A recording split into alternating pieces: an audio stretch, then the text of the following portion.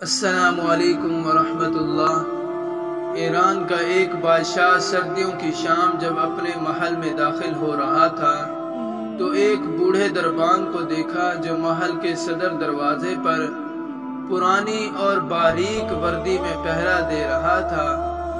بادشاہ نے اس کے قریب اپنی سواری کو رکوایا اور اس ضعیف دربان سے پوچھنے لگا، سردی نہیں لگ رہی؟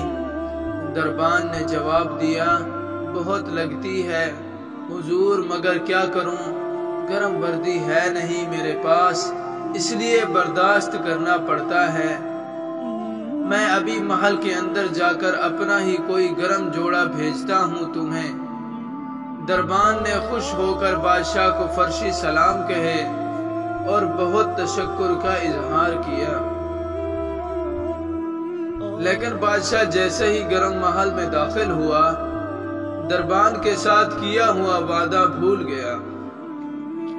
صبح دروازے پر اس بوڑھے دربان کی اکڑی ہوئی لاش ملی اور قریب ہی مٹی پر اس کی یخ بستہ انگلیوں سے لکھی گئی یہ تحریر بھی تھی، بادشاہ سلامت، میں کئی سالوں سے سردیوں میں اسی نازک وردی میں دربانی کر رہا تھا، مگر کل رات آپ کے گرم لباس کے وعدے نے میری جان نکال دی۔